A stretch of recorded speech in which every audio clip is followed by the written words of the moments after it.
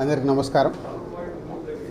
Telangana film development corporation చైర్మన్గా ఈరోజు నేను ఛార్జ్ తీసుకోవడం, ఈ అవకాశం ఇచ్చిన ముఖ్యమంత్రి శ్రీ రేవంత్ రెడ్డి గారికి, అలాగే ఫిలిం మినిస్టర్ కోమటిరెడ్డి వెంకటరెడ్డి గారికి, వారిద్దరి నమ్మకం ఈ ఎఫ్డిసి ఇటు ఫిలిం ఇండస్ట్రీకి, ఇటు తెలంగాణకి, ఇటు గవర్నమెంట్కి మధ్యలో డెవలప్ చేయాల్సిన అవసరం ఎంతైనా ఉంది.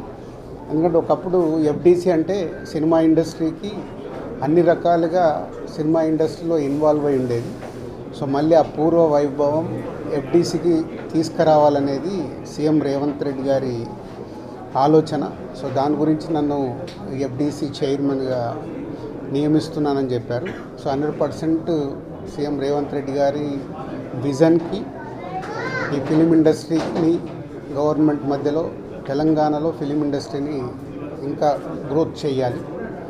అలాగే తెలంగాణ ఇంతకుముందు తెలంగాణ తెలుగు సినిమాలకి, అలాగే ఇప్పుడు స్టేట్స్ సపరేట్ అయిన తర్వాత తెలంగాణలో తీసే సినిమాలకి ఎంకరేజ్ చేస్తూ ఈ సంస్కృతి, తెలంగాణ సంస్కృతిలో సినిమాలు వచ్చేలాగా ప్రయత్నం చేస్తూ తెలంగాణలో ఫిలిం ఇండస్ట్రీని గ్రో చేయాలి.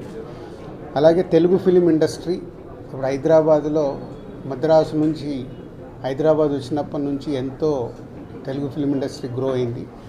ఆ గ్రోత్ ఇంకా పెరిగేలాగా ఇండియన్ ఫిలిం ఇండస్ట్రీని కూడా హైదరాబాద్లో ఎన్నో షూటింగ్లు జరుగుతున్నాయి ఆల్ లాంగ్వేజెస్లో, అది ఇంకా గ్రోత్ అయ్యేలాగా ఈ ఫిలిం ఇండస్ట్రీకి హైదరాబాద్ బేస్డ్గా ఇండియన్ ఫిలిమ్స్ గ్రో అయ్యేలాగా చేయాలి. ఇలాంటి ఎన్నో ఆలోచనలతో సీఎం రేవంత్ రెడ్డి గారు ఈ ఎఫ్డిసి చైర్మన్గా నన్ను నియమించారు. సో ఫిలిం ఇండస్ట్రీలో ఇటు Telugu film chamber of commerce కానీ, అలాగే Telangana film chamber of commerce కానీ, ఫిలిం ఇండస్ట్రీకి కావాల్సిన గవర్నమెంట్ నుంచి ఏమేమి పనులు చేపియాలి, ఏమేమి చేయాలని ఎఫ్డిసి వారధిగా ఉంటూ అటు ఫిలిం ఇండస్ట్రీకి, ఇటు గవర్నమెంట్కి, ఇటు ఫిలిం ఇండస్ట్రీ అంటే ఇక్కడ తెలంగాణలో ఉన్న ఎగ్జిబిటర్స్ వాళ్ళకి ఎన్నో సమస్యలు ఉన్నాయని చెప్తున్నారు.